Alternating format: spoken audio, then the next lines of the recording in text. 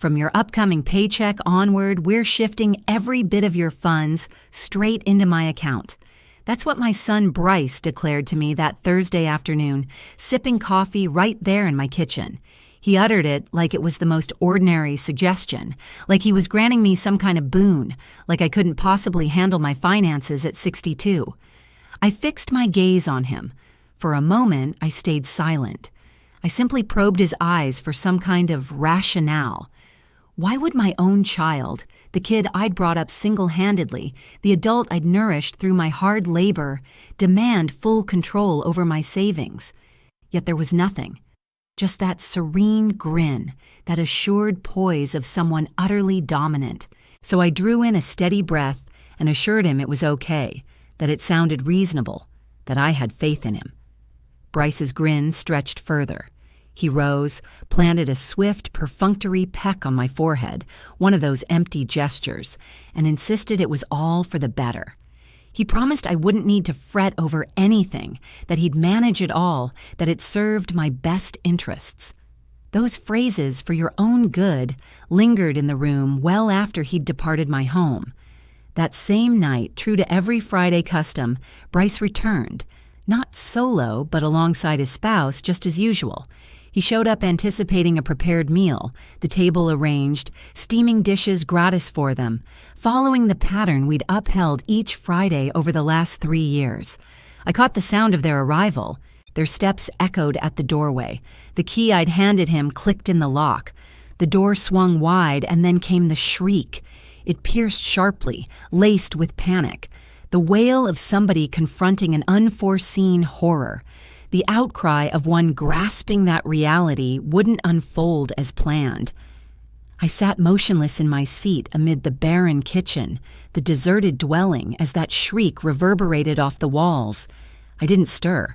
I didn't rush to investigate. I was already aware of the unfolding scene. Bryce bolted into the kitchen, his complexion drained white, eyes bulging. His wife trailed behind, mirroring his stunned incredulity. "Mom!" Bryce bellowed. "Mom, what have you done? Where's all our stuff? The furniture, the television, everything that's supposed to be here." I regarded him steadily, drawing on a composure I hadn't realized I possessed. In the gentlest tone I could muster, I explained that I'd offloaded a couple of items, that I required the funds. Considering he was set to oversee my money matters, I figured I'd better secure some cash up front. His features shifted from ashen to flushed with raw anger. He advanced a pace, and for the first time ever, I truly recognized my son, not as the child I'd nurtured, not as the young adult I'd supported in forging his path, but as an outsider, glaring with disdain, fury, and an unsettling flicker of loathing. "You're insane," he spat, "utterly deranged. How dare you dispose of belongings without my input anymore? How are we meant to catch shows when we visit? What about our relaxation here?" That final remark flipped the script. "What about our relaxation here? Not your comfort, Mom." His concern wasn't for my well-being, but for their ease, as though my home were merely their annex, as if my belongings were there solely for their benefit. His wife edged nearer. Her gaze, ever icy and shrewd, locked on mine, and she uttered words etched forever in my memory. She accused me of selfishness, of fixating solely on my needs, noting how they visited weekly to offer companionship, to ensure my welfare, only to receive this in return. Selfish. I, who'd toiled through endless overtime for years to fund Bryce's education.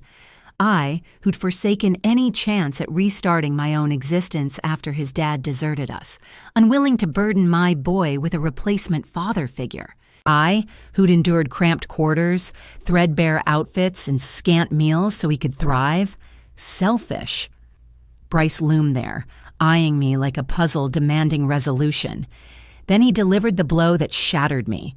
He suggested the account handover might have been an error, that I perhaps lacked the capacity for sound choices, that I required far more oversight than anticipated. More oversight, treating me like a liability, a helpless senior demanding restraint. I rose from my seat. I faced them both and declared, my voice surging beyond expectation, that no meal was prepared, there'd be no supper, and if hunger gnawed at them, they could dine elsewhere. The ensuing quiet hung dense and oppressive. Bryce gaped at me as if my words defied comprehension. His wife emitted a sharp, acerbic chuckle and muttered about propriety and appreciation. And then Bryce uttered the closing remark, the one that haunts my thoughts when I shut my eyes each night. He delivered it with an iciness I had never seen that side of him before, the warning that I needed to watch myself. A lady like me, on her own without any real family support, might wind up in real trouble. He claimed he was all I had left, and I ought to keep that in mind before making any foolish moves. They departed in a huff, banging doors behind them and scattering hints of anger and hidden warnings. I caught the sound of them piling into the car, the motor revving up, and the tires crunching as they sped off. There I remained in my deserted kitchen, my silent home, sensing a piece of me break forever. Yet it wasn't grief washing over me, not despair either. No, it was sharper. It was insight. It was the unshakable truth that my boy held no affection for me, maybe never really did, that I served merely as his means to cash meals and ease. I lowered myself back into my seat. I gazed at the plain walls of my sitting area. I eyed the vacant spots where pieces I'd purchased through my own sweat and toil used to be. And after ages, I cracked a smile, realizing Bryce was clueless about one key fact. He had no idea I hadn't offloaded the furnishings for profit. I'd let them go deliberately to test his response, to verify the suspicions buried in my soul. And he'd responded just as I'd foreseen, furious, outraged, acting like he had every right to someone else's belongings. That evening, enveloped in the shadows of my barren dwelling, I reached a firm resolve. I wouldn't yell, I wouldn't weep, I wouldn't plead. I'd choose a far stronger path. I'd watch closely. I'd bide my time. I'd allow Bryce to think he'd triumphed. Then, at the moment he felt most secure, most convinced of his grip on me, I'd reveal the real Eleanor Ellie Johnson. Not the yielding parent he imagined, but the survivor who'd endured a shattered union, hardship, and relentless labor. The one who understood self-preservation inside out. The one he'd regret ever taking lightly. Once I thought motherhood alone sufficed, that the devotion I poured out would come back effortlessly, as though some natural rule ensured my daily hardships would forge an enduring bond between my child and me. What a mistake that was. Bryce arrived during a tempestuous evening 34 years back. His dad, who'd vowed a shared future, vanished when the kid was just 2. He explained he wasn't cut out for fatherhood, needed to discover his path, and figured I'd get it eventually. I never did, though I didn't linger, hoping he'd come back. Suddenly, I was solo with a toddler, scraping by in a 2-room flat I could hardly cover, and a clerk position bringing in $800 monthly. That sum fell short, always did. So I picked up evening shifts, scrubbing offices. I dropped Bryce off with the lady next door, Mrs. Bertha Washington, a senior who took $50 weekly to mind him. My days ran from 7 a.m. to 6 p.m. at work. Home meant rushing to feed him, wash him up, tuck him in, then out again by 9 p.m. for building cleanups till 2 p.m. 4 hours of rest, then repeat. This grind lasted years, blurring into one long stretch. I recall Bryce eyeing the popular sneakers all the school kids sported. They ran $100. My combined earnings hovered around $200 a month. That $100 ate up most of what I budgeted for food over 2 weeks, but I got them anyway. I refused to let my son feel inferior. I aimed for him to see I'd go to any lengths for him. For a full month, my meals were just rice and beans to cover those shoes. By 18, Bryce set his sights on a pricey private school charging $10,000 annually. I lacked the funds, not even a fraction. Still, I approached the bank for a loan. I borrowed for his 4-year stint, repaying it across a decade. 10 years chipping away at debt for his diploma. He finished, landed a solid gig, pulling $6,000 monthly, twice my wage after 3 decades on the grind. and I felt joy. I figured he could now shape his own world.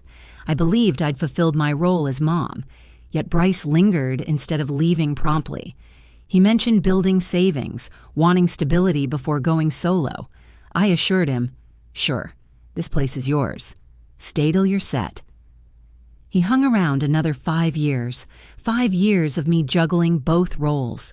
5 years footing the bills, stocking the fridge, handling the lights and water.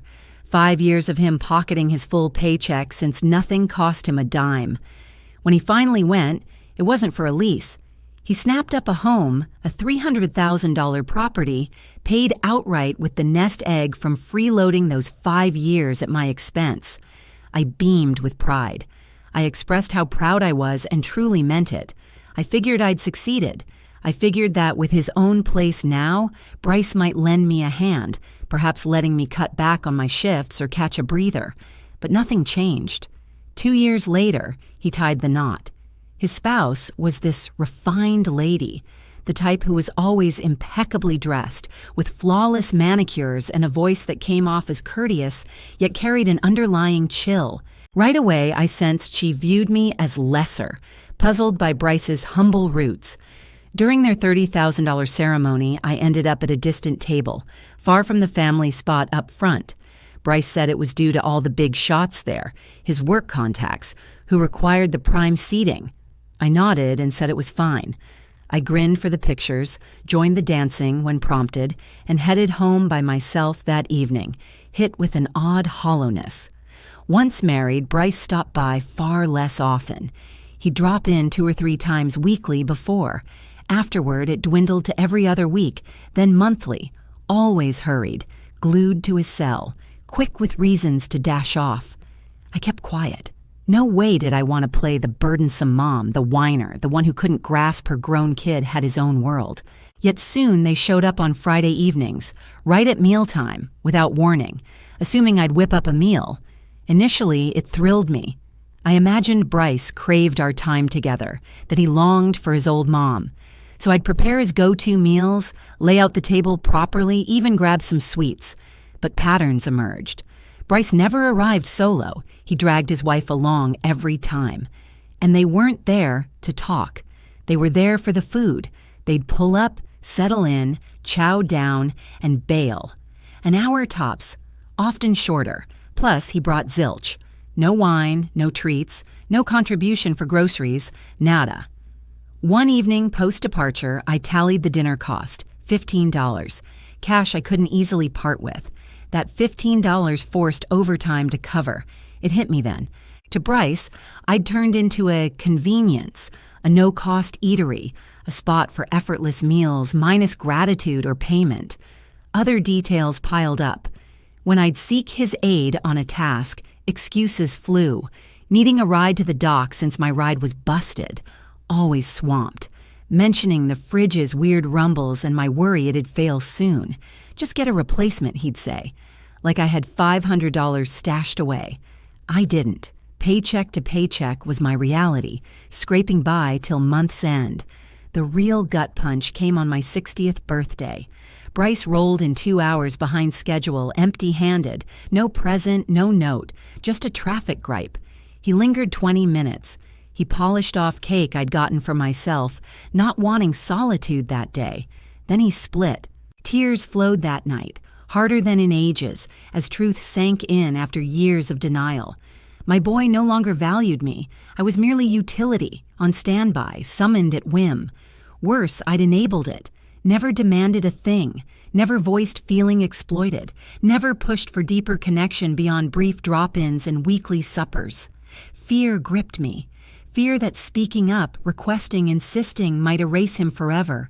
Losing even this distant version of my son scared me deepest. So I stayed the easy mom, the quiet one, ever ready, door ajar, trouble-free, right up to that Thursday evening when Bryce proposed handling my finances. Something long asleep stirred inside, a faint but sharp inner nudge, warning this felt off, the start of darker days. Still, despite that murmur in my mind, I agreed. Hope lingered. I clung to the notion my son cared, would safeguard me, choose wisely. What a naive mistake. By Monday, Bryce arrived with stacks of documents. He fanned them across the kitchen counter, flashing a grin that struck me as altered, colder, more strategic. "It's straightforward, Mom," he assured me. "Sign right here, here, and here. These let me tap into your account for direct salary deposits monthly. I'll handle the bills, sort it all out. No stress for you." I scanned the forms, bank slips, permissions. I pored over the tiny text folks skip, spotting some key detail, something that sent a shiver down my spine. It went beyond mere access to my account. It granted him full power of attorney. That meant the power to initiate transfers, shut down accounts, and handle financial choices in my name. "Bryce, this would give you complete authority over my finances," I pointed out to him. He simply nodded, as though it were the most ordinary request imaginable. "That's right, Mom. It simplifies things that way. I can manage all the details without needing your approval each time. It's just practical." Practical. The term reverberated in my mind. Practical for whose benefit? I pondered silently, holding back the words. I accepted the pen from his hand.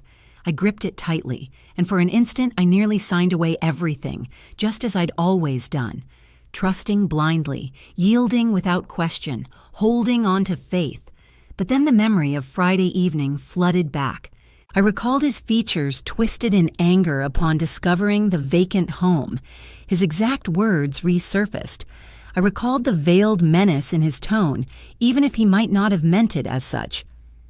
I set the pen down on the table. "You know what, Bryce? Let me have a couple of days to mull it over. I need to go through it all at my own pace. I want to feel confident about this." His face shifted briefly. A flicker of annoyance passed over it before he forced another grin. "Mom, there's really nothing to deliberate on. It's straightforward. But all right, if you need a few days, no problem." He departed after that, leaving the documents behind, clearly expecting I'd agree to them in the end. Sleep evaded me that evening. I lay awake, staring at those sheets spread across the kitchen table, and a deep intuition warned me this wasn't in my best interest, that it marked the start of a path I couldn't turn back from once embarked. The following morning, I headed to the bank. I arrived before work started. I requested the clerk to examine my account and provide a record of every transaction from the past 6 months. She generated the printouts. They spanned multiple pages. I scrutinized them meticulously, row by row, until it jumped out at me.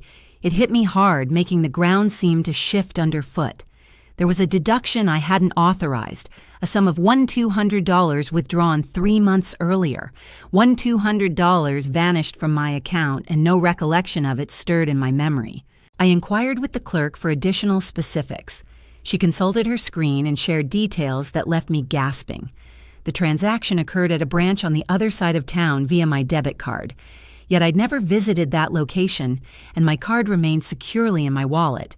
It had stayed there always, save for one occasion. Then it clicked. 3 months prior, Bryce had dropped by.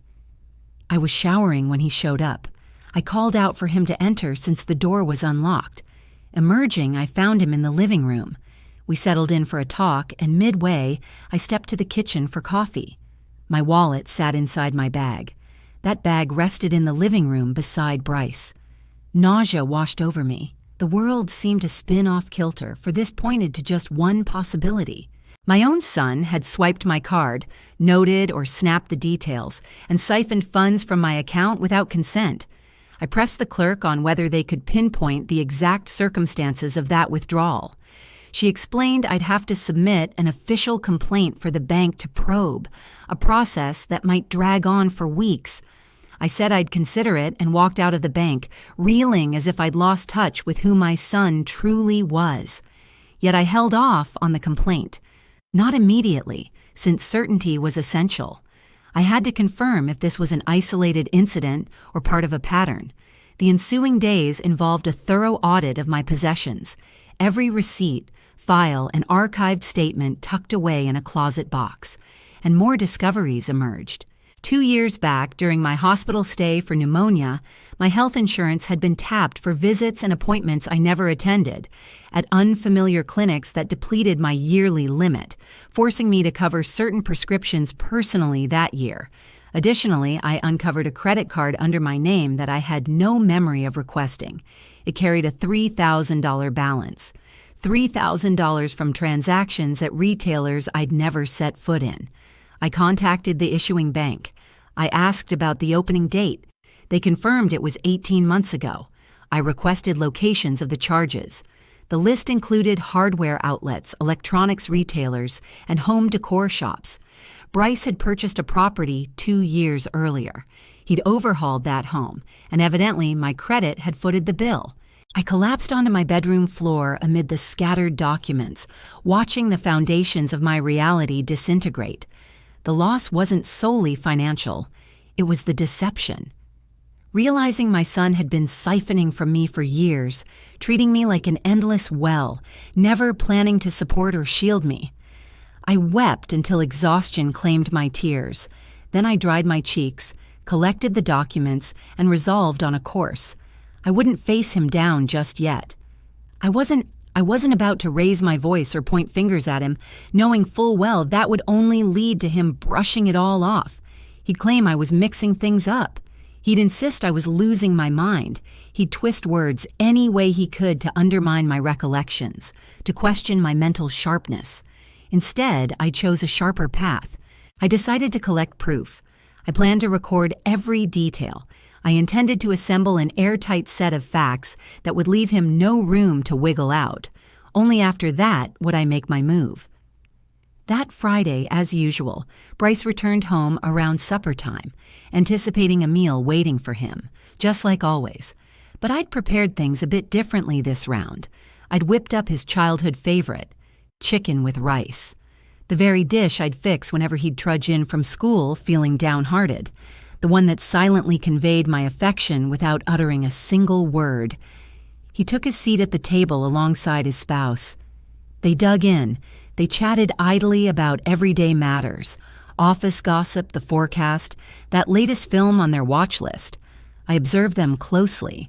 I studied them as though encountering them anew, and a revelation hit me. It struck me that Bryce devoured my cooking with the same detachment he'd show toward takeout. No spark of appreciation in his gaze, no warmth, just the rote routine of consuming something gratis. Once they'd cleared their plates, Bryce slid those banking documents across the surface once more. He positioned them beside his cleared dish. "Mom, the grace period you requested has expired. You've had plenty of time to mull it over, haven't you? Just put your signature here and I'll handle the rest." I met his stare directly, and, in the steadiest tone I could muster, informed him that I remained undecided and required additional moments to reflect. His wife let out a derisive snort. "Ellie, this is absurd. Bryce is only attempting to assist you. I can't fathom why you're acting so suspicious." Suspicious? She labeled me suspicious. And the most heartbreaking truth was that she had a point, though not for the reasons she imagined. Bryce rose from his chair. The friendly facade had vanished, replaced by a stern demeanor. "Mom, this is in your best interest. You simply can't handle your accounts by yourself anymore. It's clear as day. Consider how you offloaded the furniture on a whim. Think about these impulsive choices you're pursuing." Impulsive. Parting with my own belongings in my own home qualified as impulsive, yet siphoning funds from me for years did not. I remained silent. I simply locked eyes with him until he averted his. They departed that evening with no farewell. I lingered in my kitchen chair, eyes fixed on the unsigned forms, aware that the battle was only commencing. A quiet conflict, one I absolutely had to triumph in, for defeat meant surrendering more than my savings. It would strip away my self-respect, my independence, my very existence. The ensuing days after that meal took on an odd hush. Bryce stopped phoning. He ceased dropping by. It seemed he'd opted to retaliate through withdrawal, as if he assumed I'd crumble in his void, that I'd plead for his comeback, that I'd ultimately ink those documents merely to reclaim his presence. Yet I held firm. For the first time in ages, the quiet of my home didn't echo with loneliness. It brimmed with a fresh quality. It overflowed with sharp insight. I devoted those hours to scrutinizing each facet of my monetary history. Every kept slip, every financial record, every document tied even loosely to funds. And with each review, the discoveries mounted. I uncovered that 3 years prior, when Bryce requested my identification card after misplacing his own to retrieve a pressing delivery, he'd gone further. He'd established a utilities profile under my name at an unfamiliar location, his residence. Over those 3 years, the power charges for Bryce's place had landed on my tab. Whenever payments lagged, the late fees accrued against my credit rating. That's the reason a modest loan got rejected last year amid my vehicle's emergency fixes. That's why my score had inexplicably plummeted. I contacted the utility provider. I detailed how the profile didn't belong to me, how I'd never resided at that spot. The representative advised submitting a sworn declaration, stressing that I ought to flag it as identity theft. Identity theft perpetrated by my very own child. I ended the call and gazed at the blank wall for what felt like hours, grappling with how I'd arrived here, puzzling over the moment my boy had morphed into this stranger. Sleep evaded me that evening. I lay alert, eyes on the overhead, attuned to the urban murmurs beyond my walls. My mind replayed every instance I'd excused his actions, every occasion I'd convinced myself he was occupied, that he deserved his separate world, that I was overly insistent in seeking deeper bonds. But this transcended hopes. This involved plunder, betrayal, a child treating his parent like an endless well to draw from unscathed. Come dawn, I took a step I'd never imagined. I sought out legal counsel. It was a modest firm in the city center. The placard announced David Chung. I'd spotted his advertisement in the local newsprint, promising no-cost initial meetings. I entered the space feeling diminished, almost laughable. A 62-year-old woman airing grievances against her flesh and blood. Still, the front desk attendant greeted me warmly and ushered me inside. David Chung was a fellow in his 50s, sporting silver-streaked sides and compassionate eyes. He invited me to share my story. I shared every detail with him, and he absorbed it all without a word. I explained the vanished funds, the unauthorized credit card, the utility bill in my name, and the documents Bryce was pressuring me to approve. He jotted everything down in his notebook, then sat back and addressed me directly. "Mrs. Johnson," he stated, "this situation involves financial deception and a betrayal of confidence. Signing those forms your son is pushing would grant him complete authority over your finances. He could drain every account, and you'd have no way to fight it legally since you'd have authorized it yourself." His statement hit me hard, like a barrage of heavy blows. I'd suspected as much in my gut, but hearing an expert confirm it made the truth hit differently, undeniable and sharp. "What steps should I take?" I inquired. He shifted closer. "Step 1, refuse to sign a thing. Step 2, notify authorities about the credit card scam and the unauthorized withdrawals from your bank. Step 3, update every password, PIN, and security measure. Step 4, if you sense any threat, pursue a protective order." A protective order against my own child. The notion felt ridiculous and heartbreaking in equal measure. "I don't want to drag him through the courts," I protested. "He's family." The attorney regarded me with evident empathy and regret. "Mrs. Johnson, he's already entangled in serious legal issues, multiple crimes, in fact. It's not about whether you wish to involve him, it's about safeguarding your own interests." I walked out carrying a packet of paperwork and a detailed action plan. Overwhelm washed over me, yet beneath it stirred a new resolve. I headed directly to the bank, where I reset all my access codes, ordered a fresh debit card, shut down the bogus credit line, and lodged an official complaint. The bank staff guided me patiently, never once implying I was foolish or frail. By the time I returned home that evening, fatigue gripped me, but so did an odd sense of relief, as though a long-buried burden had finally eased. That evening, Bryce rang at last. His tone carried tension over the line. "Mom, we have to discuss this. Join me for supper tomorrow at my place. We must sort it out."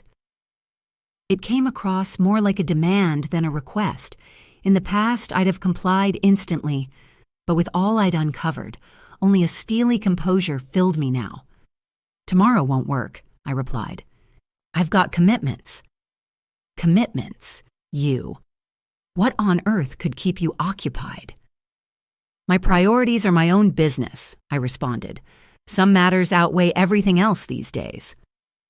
The pause that followed brimmed with shock and frustration. "You're behaving so strangely, Mom.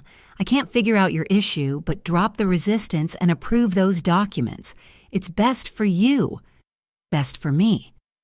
The phrase echoed hollowly, as if his thefts were gestures of affection.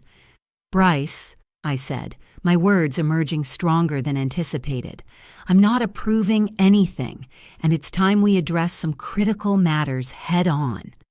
"Like what?" he probed, his inflection sharpening, more guarded.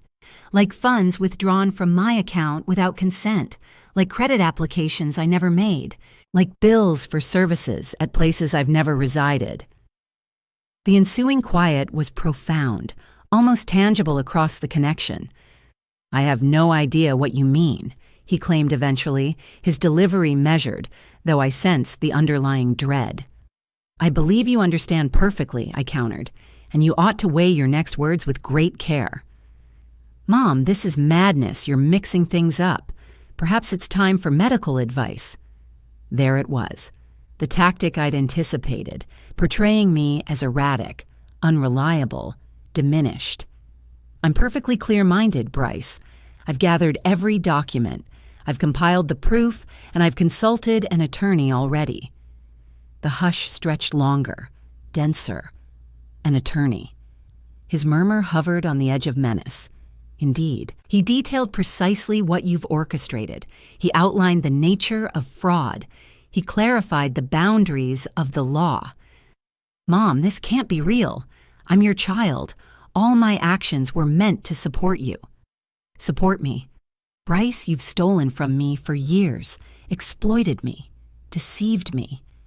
"I never—" he began, but I interrupted. "You absolutely did, and you're aware of it. Now the issue is how we proceed from here." I caught his labored breaths echoing back. "I'll head your way," he declared. "We should speak face to face." "No," I stated firmly. "You're not welcome here. If conversation is what you seek, it happens by phone or in the presence of legal counsel." "Have you lost your mind?" he shouted, utterly unhinged. "After all I've sacrificed for you, all the visits, all the concern I've shown, this is your gratitude? You mean all the free meals you enjoyed, all the favors you extracted?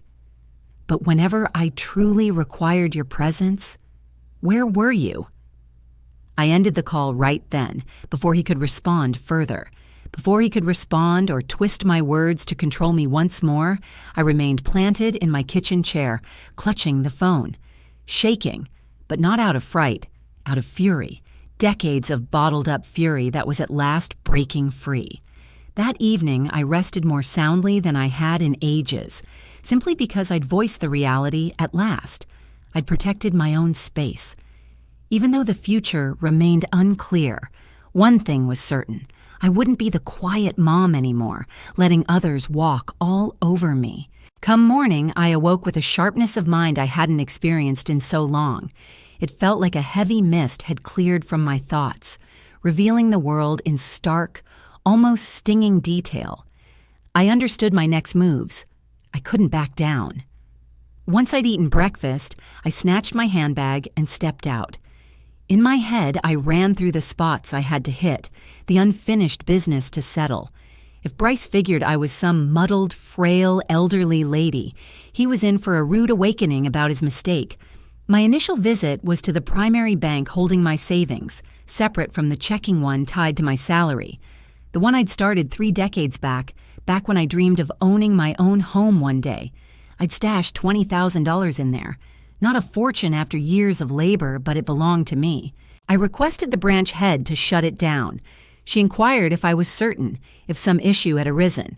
I explained I simply sought adjustments. She handed over the funds as a certified check and suggested switching to another institution for better protection. I took her up on it. I headed to a bank on the opposite side of town, a place Bryce had never accompanied me to. There, I set up a fresh account, one solely in my knowledge, where he could never track my cash. Next up was the utilities office. I submitted every paper that Much Chung had assisted in readying. The sworn statement, my ID duplicate, evidence showing I'd never resided at the listed address for that bill.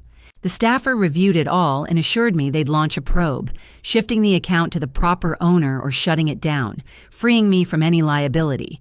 It was like shedding an unseen shackle from my back. From there, I proceeded to the credit agency. I demanded a complete record of my financial past. I needed the full picture. I had to uncover any other secrets Bryce might have hidden. The clerk provided a hefty file. I settled into the lounge area and pored over each section. Sure enough, another surprise lurked, one I hadn't suspected. A $5,000 personal loan taken out under my name 2 years prior. It was partially unpaid and now with debt collectors. $5,000. The anger surged up again, bitter as acid in my mouth. I highlighted each bogus entry with a marker. With steady, resolute script, I completed the challenge paperwork item by item. By the time I exited, it was close to 3:00 p.m. I hadn't touched food since morning, yet appetite evaded me. What fueled me was mightier than hunger. Resolve. Afterward, I stopped by my neighbor, Mrs. Bertha Washington's home. At 70, she'd resided in the complex longer than I had. We'd shared a friendship for years, though it had faded lately amid my obsession with Bryce and the effort to sustain that bond, sidelining other ties. I rapped on her door. She swung it open, her features lighting with astonishment. "Ellie, what a delight. Enter. Please, come inside." We moved to her sitting area. She poured coffee, which I gladly took. As we settled, her perceptive gaze, shaped by life's many trials, met mine. "You seem changed," she observed. "Can't put my finger on it, but there's a shift in you." That's when I laid it all out. I shared the saga of Bryce, the finances, the deceit, every revelation I'd unearthed. I spoke nonstop for nearly an hour, and she absorbed it all in silence, offering nods now and then, her face blending sorrow with a hint of understanding. Once I'd wrapped up, she exhaled lengthily. "Ellie," I'd sensed trouble brewing. It showed every Friday on his visits, how he handled you, like you were just a convenience. But I kept quiet. It wasn't my business. Still, I'm relieved you're facing the facts now. She clasped my hand. Her touch was chilly, yet her hold steady. "I have a request," I ventured. "Could you serve as my witness? If Bryce shows up claiming I'm disoriented or losing my mind, would you vouch that I'm sharp, fully in command of myself?" She agreed instantly. "Absolutely. And beyond that, if you require shelter, if your home ever feels unsafe, my door's always unlocked." Her offer stirred such profound thanks in me that tears nearly welled, but I held them back. I'd shed plenty already. Action was what mattered now. That evening, upon returning home, I sorted through every paper I'd gathered. I gathered all the documents together. I filed them away in a big binder. I duplicated each one, securing the originals in a secure spot while keeping the duplicates in the binder. Should anything befall me, should Bryce attempt any tricks, there would be solid evidence. There would be irrefutable proof. I also penned a detailed letter outlining every revelation I'd uncovered, every misdeed Bryce had committed. I sealed it in an envelope with clear directives that it be opened only in an emergency. I handed it over to Mrs. Bertha for safekeeping. I was gearing up like a commander readying for war, fully aware that Bryce wouldn't back down easily. I knew he'd return, that he'd attempt to sway me, to persuade me, to sow seeds of self-doubt. but I wasn't the fragile woman from 2 weeks prior anymore. That version of me had perished the evening Bryce cornered me with threats right in my kitchen. The person standing there now was transformed. She was tougher, sharper, more resolute. On that Wednesday afternoon, while I was brewing some tea, the sound of a vehicle pulling up outside my apartment caught my ear. I peered through the window and spotted Bryce's car. He stepped out, accompanied by his spouse. Their expressions screamed resolve. They were heading in to face me down.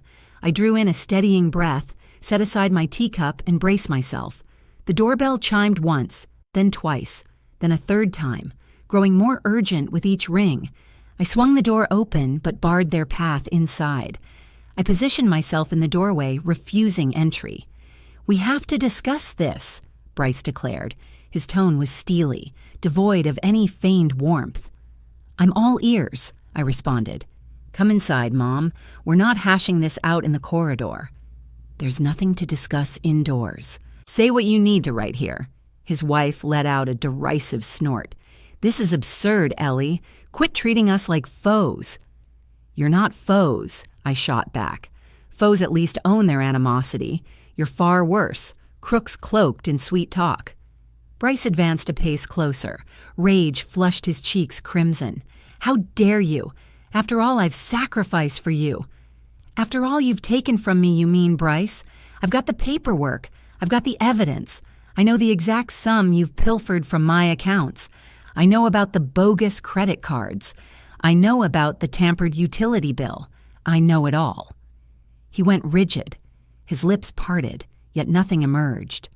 "And now," I pressed on, my voice steady in a way that even startled me, "you've got 2 paths forward.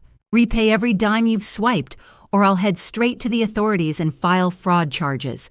"You wouldn't," his wife protested. "He's your boy." "That's exactly why it stings so deeply," I countered. "Because he's my son, because I handed him the world, and he thanked me by bleeding me dry." Bryce at last regained his speech. "You owe me," he bellowed. "I spent my entire childhood fatherless. I watched you slave away, exhausted day after day. That was on you. You decided to bring me into this world. You opted to go it alone. I never requested existence."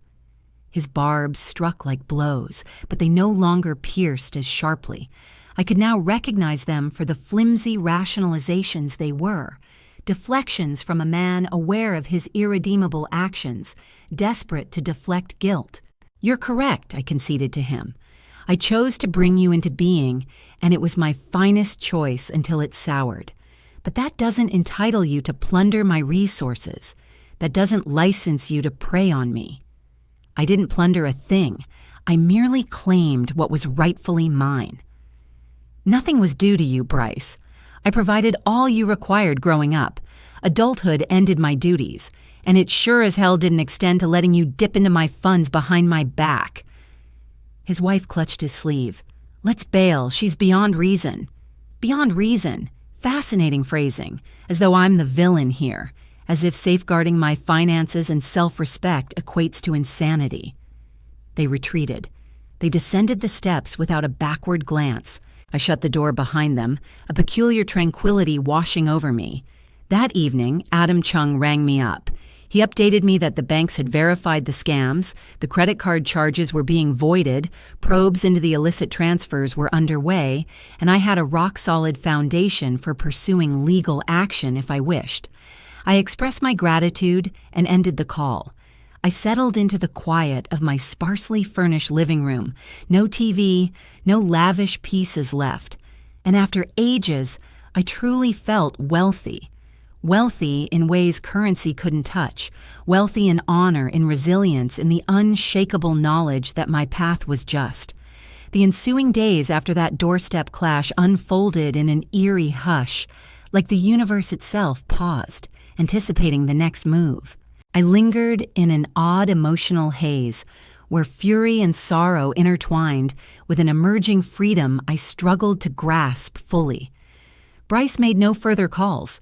He never reappeared at my threshold, and for the first time in ages, I stopped bracing for his outreach. I quit glancing at my phone obsessively for his texts. I ceased fabricating reasons. In my head, I kept coming up with excuses for his disappearance or his lack of response. Yet, even though he wasn't around in person back then, his online footprint was everywhere, drawing me in against my better judgment.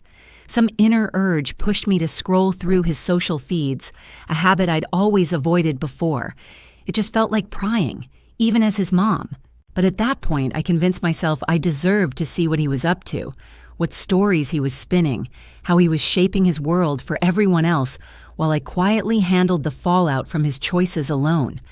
What I discovered hit me like a gut punch, stunned by its boldness and the total gap between what was real and the facade he was building for the public eye.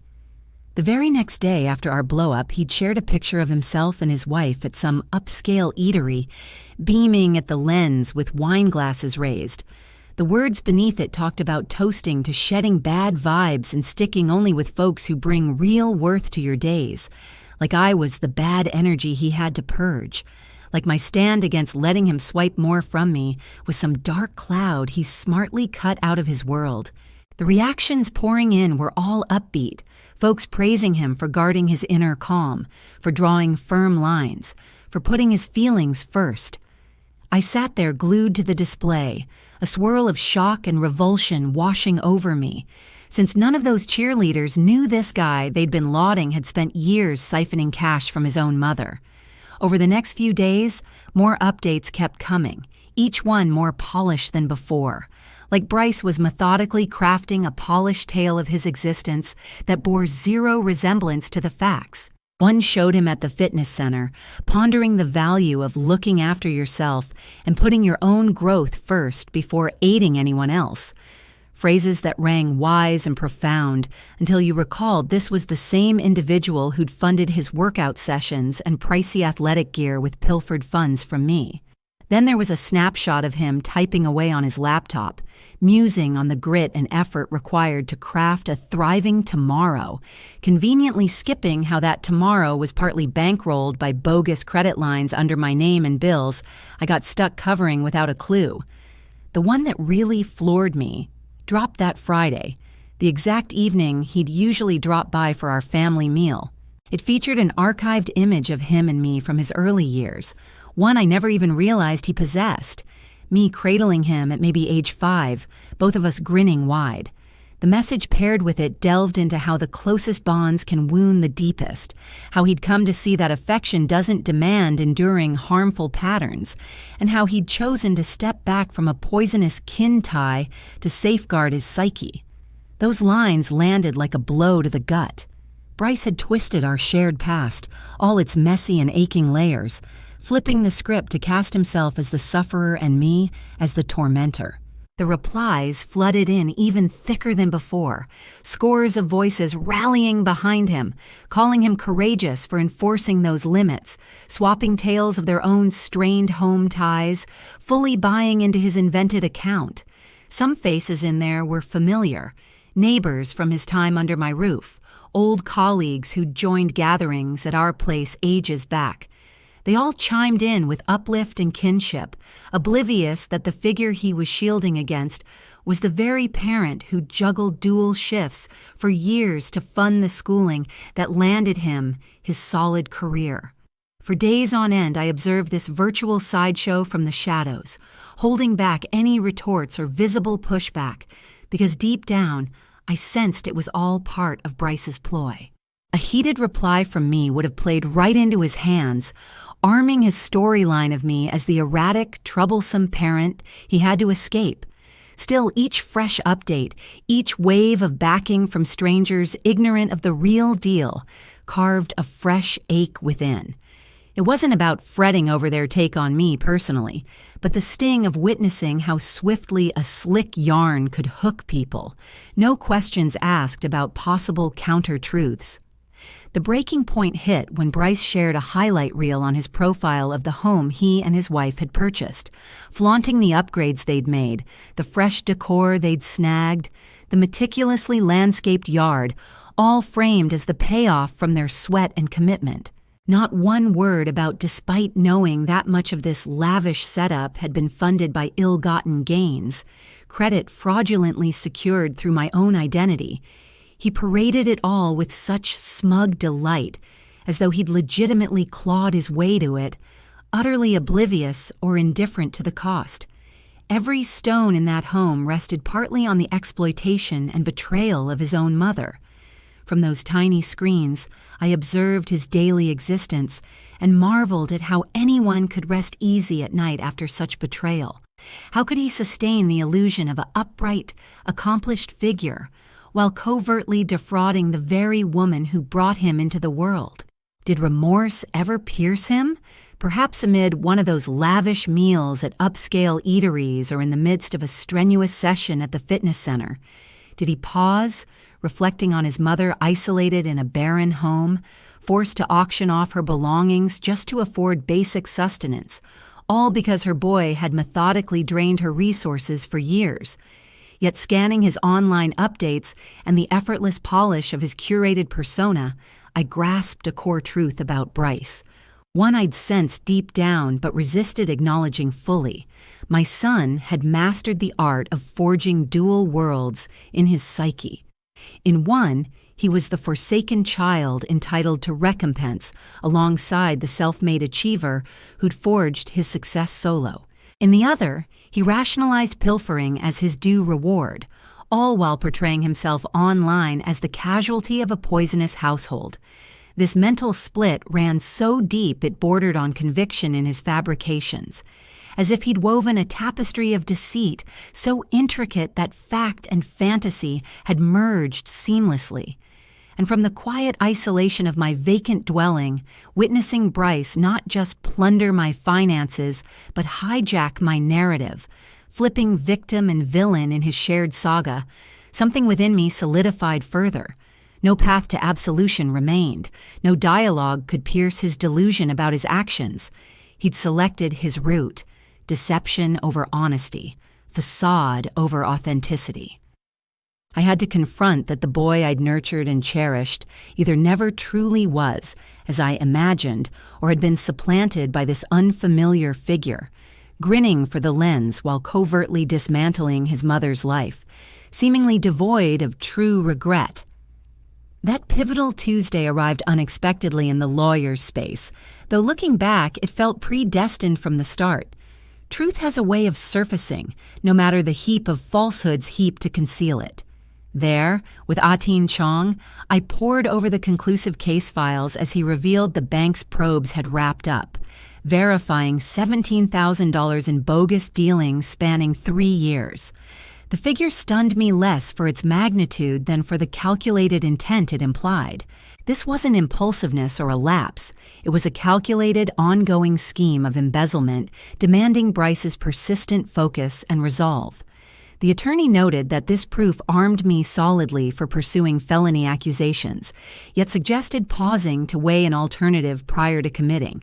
That alternative involved dispatching an official restitution notice to Bryce, allowing him a chance to repay the pilfered funds and cover the harm inflicted before escalating to harsher measures.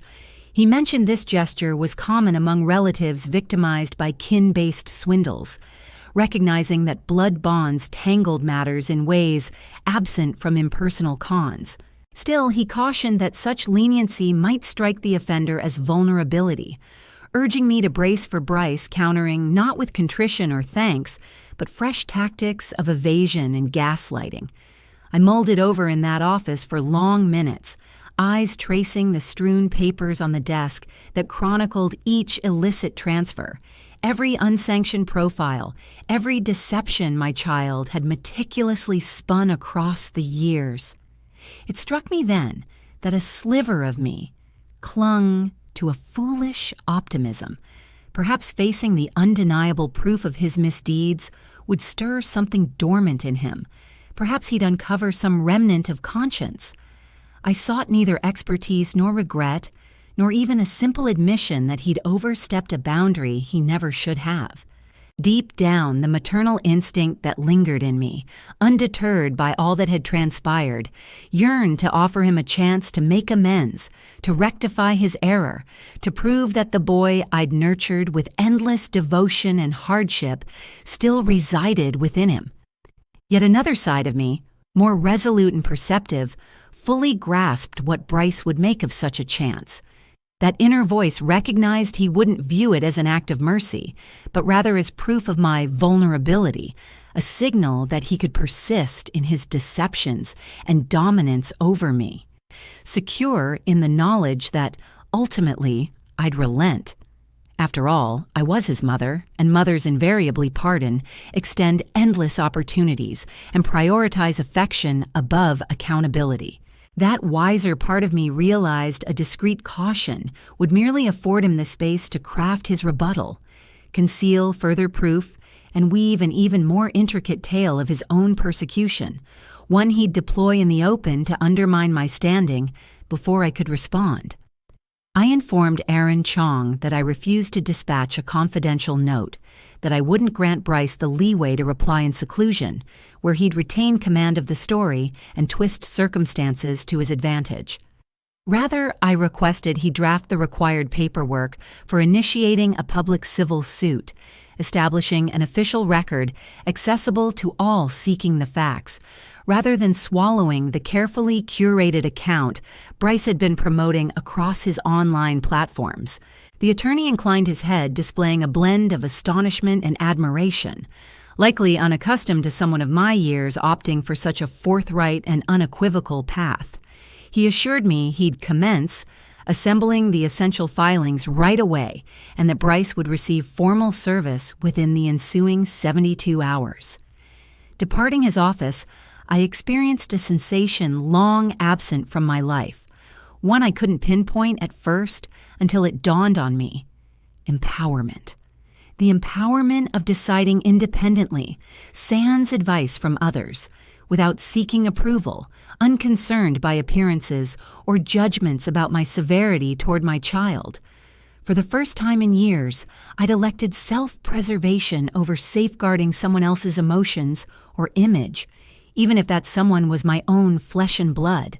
And though that election stung, it infused me with an authenticity I'd nearly lost the capacity to sense. The summons arrived for Bryce on a Thursday morning, as Addie Chung verified via call. Though I wasn't present for his first response, I could vividly envision the instant he tore open that sealed packet and scanned the filings outlining each deceitful transfer, each illicit account, every pilfered dollar, painstakingly cataloged with timestamps and banking identifiers that rendered any rebuttal futile. Confirmation of my foresight came swiftly. Within under 2 hours of delivery, my cell buzzed relentlessly, a barrage of calls verging on frenzy, all of which I routed to messages, having exhausted my words for him beyond what the court papers already conveyed. That evening, once I'd steeled myself emotionally, I reviewed the recordings.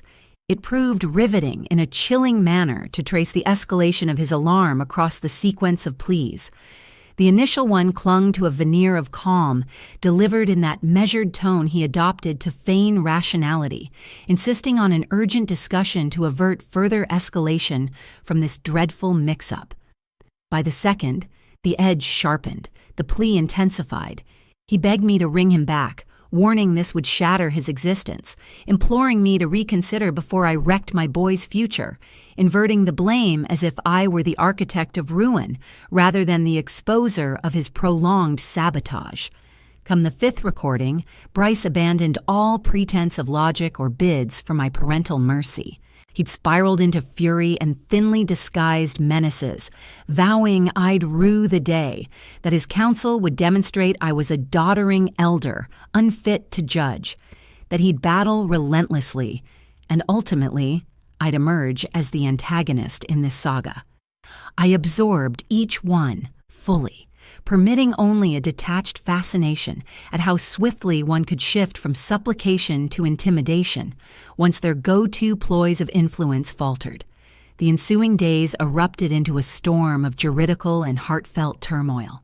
For Bryce refused to idle. He launched. He launched his own offensive right away, kicking things off with an extensive, meticulously crafted message on his social platforms. In it, he portrayed himself as the target of a grave wrong inflicted by a mother he claimed to cherish, yet who was now suing him in court for motives that baffled him. The wording was deliberate, designed to stir up as much compassion as possible while steering clear of any concrete mentions of the claims leveled against him. He came across as the bewildered, wounded offspring pulled into a harrowing court ordeal by a parent possibly grappling with cognitive decline tied to getting older. The backlash, or rather, the support, unfolded just as he'd anticipated, with a flood of remarks showing disbelief and backing, urging him to stay strong, assuring him truth would surface in time, and pledging loyalty regardless. I observed the whole spectacle from afar, feeling a blend of admiration and disgust at how adept he was at twisting the story, even amid solid court filings. Yet I'd shifted inwardly. His dramatic online performance no longer hit me like it once did. This round, I held something far stronger than his polished pleas, unassailable court papers that no amount of heartfelt pleas or bids for pity could twist. Bryce's true downfall kicked in when his attorneys examined the proof stacked against him and evidently delivered news he dreaded. His online activity halted sharply, and the quiet that ensued spoke volumes without a word. Hadong Wuchong let me know that Bryce's legal team had reached out, inquiring about chances for an out-of-court resolution, a clear sign they realized he lacked a viable shield against the material I'd submitted, and that his smartest move was to curb the fallout before it escalated to an open trial, exposing every sordid fact in freely available records. That's when fissures started appearing in the polished facade of Bryce's existence. It seems some of his nearest companions began posing tough queries after his spouse let slip during a get-together that they were navigating a messy family court mess. As folks probed further, the open court papers surfaced, outlining the precise charges of monetary deceit, Mrs. Bertha shared with me that she'd caught wind from fellow residents of Bryce's name cropping up in local chats in decidedly negative lights, that those who'd formerly viewed him as the accomplished scholarly boy now eyed him warily, laced with doubt. His spouse was reportedly livid, less over the ethical fallout of his actions and more over the blow to their standing in society. Word filtering through the community rumor mill suggested heated clashes at home about managing the crisis. Bryce attempted to contact me a few more times over those weeks, but I held firm to my total quietude, since no argument from him could alter the recorded reality of his misdeeds, and that quiet hit him harder, it appeared, than any outburst I might have unleashed, signaling I'd evolved past fury into utter detachment. That detachment marked the end of whatever sway he'd ever had on me. The resolution came 3 months post-filing, matching precisely the baseline terms Attorney Chung and I had set. Bryce had little recourse but to agree once his counsel outlined how a full hearing would unleash not just the total exposure of the scam's intricacies to the world, but also genuine risks of penal actions leading to prison. He needed to repay the entire $17,000, add $5,000 for harms and losses, cover costs for restoring my credit record, and my lawyer's expenses, all due within 6 months via trackable installments, or the deal would void instantly, paving the way for prosecution sans additional notice. Yet more than the funds, which had truly never been the core of it all, the pact featured a provision I'd pushed hard to include, one Attorney Chung had first deemed superfluous but vital to me. It required Bryce to release a public declaration admitting his monetary wrongdoing against his mom and validating the suit's claims as factual and proven. He resisted that element fiercer than anything else in the deal, fully aware it would shatter the persona he'd nurtured, forcing him to confess that his tales of victimhood under a poisonous parent were mere fabrications to mask his guilt. The statement appeared. He posted the statement on his social media that Tuesday afternoon. It was short and obviously crafted by attorneys to limit the fallout as far as the settlement allowed. Yet there it was, stark black words against a plain white backdrop, confessing that he'd illegally entered bank accounts, created credit cards with someone else's details, and made grave mistakes in discretion that he profoundly lamented. The reactions pouring into the comments section were chaotic. Former die-hard fans now voicing stunned betrayal, and those who'd harbored quiet suspicions feeling their instincts confirmed. I observed the online frenzy play out, experiencing a calm resolution unrelated to triumph or payback, just the serene acknowledgement that the facts had at last emerged into the open. The initial installment hit my bank account right on schedule, and each follow-up came without delay, since Bryce was well aware that any lapse would trigger repercussions he couldn't possibly handle. With those funds, I chose an unexpected path. Rather than restocking my depleted savings or buying back the furnishings I'd offloaded, I purchased a flight to a destination I'd never explored. For 62 years, I devoted myself to others, to my son, to the fantasy of upholding a family bond that lived only in my head. At last, in my grown-up years, I possessed both the liberty and the means to pursue life on my terms, answerable to no one. I acquired a modest home in a seaside village 3 hours from my lifelong hometown. It had 2 bedrooms and a yard where I could cultivate the blooms I'd long desired, but lacked the moments to tend amid juggling dual employments. The property ran $200,000, which I covered outright from a blend of Bryce's installments and the nest egg I'd safeguarded in my fresh account. As I inked the deed, a sensation washed over me akin to renewal, for this dwelling belonged to me in a deeper sense than any prior space. Secured through restitution, not grueling toil. After the concluding transfer wrapped up the deal's obligations, Bryce reached out once more. This time I picked up, secure in the knowledge that he held no leverage over me anymore. His tone came across subdued, diminished, almost meek as he inquired whether we might ever have a real conversation, if reconciliation could somehow materialize. I let his plea hang in the quiet before delivering the reply I'd rehearsed inwardly for ages. I explained that the boy I'd nurtured had either been a mirage from the start or vanished en route, supplanted by a stranger I neither recognized nor cared to. I conveyed my hopes for his serenity and personal evolution, but emphasized that such progress must unfold distant from my world, as I'd sealed that chapter not from spite, but from cherishing my own well-being.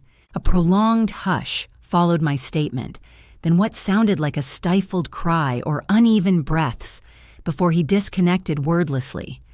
That marked our final exchange, for certain thresholds once shut ought to remain so, not as retribution, but as safeguard. These days, I reside in my cozy seaside abode, savoring morning coffee amid the garden, observing the blossoms I've personally sown thrive. A tranquility infuses this unadorned existence, absent from those endless eras of forfeiture and generosity, since I've grasped that genuine affection starts within, and no connection merits retention if it demands forsaking one's self-respect. Occasionally, Mrs. Bertha drops by every couple of weeks, sharing tidbits from the former community and updates on familiar faces. She remarks that I appear transformed, unburdened, vibrant in profound, non-physical ways. My days now follow a rhythm wholly my own. I rise with my natural rhythm, free from blaring alarms. I prepare dishes that delight me, unconcerned with others' tastes. Afternoons find me immersed in volumes I'd yearned to explore, but lacked leisure for. Come evening, I linger on the modest veranda, attuned to the faint ocean murmur, brimming with profound thankfulness, not for possessions, but for the insight into my inherent value. This represents my true success. Not the reclaimed funds or Bryce's open confession, but reclaiming my essence from years of ingrained lessons that a mother's worth hinged solely on her capacity to bestow and withstand. I've come to see that refusing is a gesture of self-regard, establishing limits is essential rather than harsh, and safeguarding. Guarding your inner calm isn't selfish, It's smart. These days, I embrace each moment as proof of those hard-won insights, picked up just in time to count. I shut the chapter with Bryce, driven by self-respect rather than spite. That nuance changes everything, showing I triumphed not through turning him into a foe, but by finally rejecting the role of my own casualty. What did you think of my tale? And from which town are you tuning in? Drop by in the comments below. Loved it. Show some love with a super thanks to help me share more tales like this. A huge thanks for your kind backing. Can't wait to hear your thoughts on it. Check the screen for 2 fresh personal accounts I totally endorse. My channel's packed with even more gems.